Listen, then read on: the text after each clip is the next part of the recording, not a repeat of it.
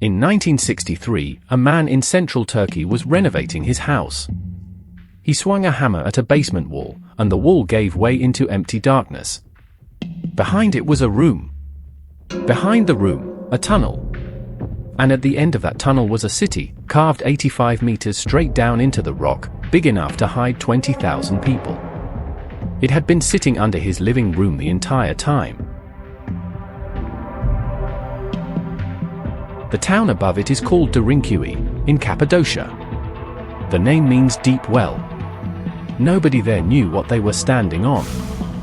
Since that first hammer blow, archaeologists have found more than 600 separate entrances to the complex, and many of them open in the basements of ordinary houses.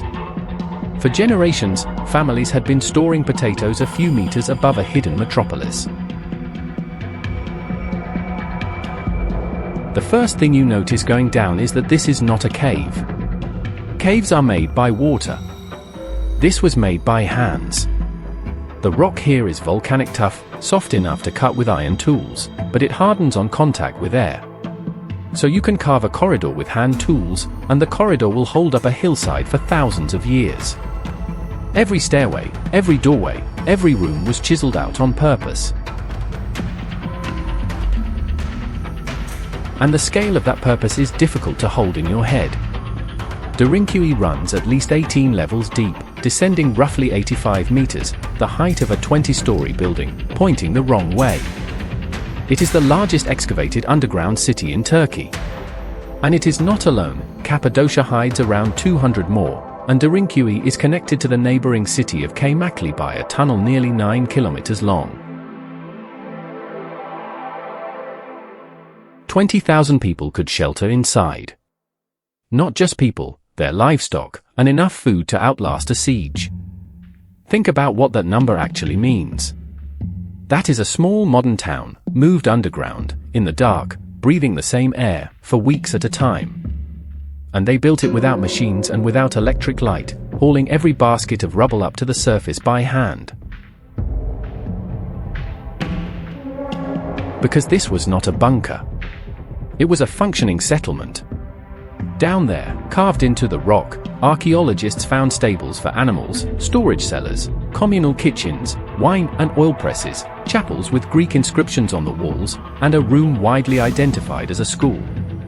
People did not merely survive down here. They pressed wine, held services, and taught their children. Which raises the obvious problem. How do 20,000 people and their animals breathe 85 meters underground, with the entrances sealed? The answer is more than 15,000 ventilation shafts, most only about 10 centimeters wide, drilled up through the rock to the surface. And the deep wells that supplied water were deliberately not connected to the surface, so no one above could poison what the people below were drinking. And that detail is the one that changes the story. Because the passageways between levels were blocked by enormous circular stone doors, up to half a ton each, rolled across the corridor like a millstone. They have no handle on the outer face. They cannot be moved from the tunnel side at all. Every one of those doors could only be opened, and only be closed, by someone standing on the inside. The design goes further. Each level could be sealed off independently, so if attackers broke through one door, they were trapped in a single corridor while everyone below stayed safe. The tunnels are deliberately narrow and low, forcing an intruder to walk stooped and single file, straight into people waiting for him. This is not architecture for storage, or for comfort. Every choice in it assumes that one day, someone will be coming down here to kill you. So who were they hiding from? For most of its history, whoever was on the surface that century. Cappadocia sits on an open plateau in the middle of Anatolia, with no mountains to hide behind and no natural border to defend, a highway for every army moving between Europe and the East. If you cannot run, and you cannot fight, there is exactly one direction left to go. The oldest tunnels may have been cut by the Phrygians, around the 8th or 7th century BC. But the city we can walk through today was mostly the work of Byzantine Christians, who expanded it enormously during the Arab-Byzantine Wars, roughly between the years 780 and 1180. That is 4 centuries of raiding parties, and 4 centuries of a population that answered by digging deeper. Eventually the raid stopped. The doors were left open, the levels filled with dust, and the memory faded until the people living directly above it had no idea it was there.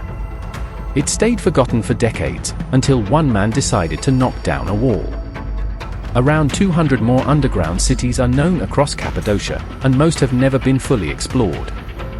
Which means the next one is probably sitting quietly under somebody's floor right now. Subscribe to Curio. Uncover wonder you never noticed.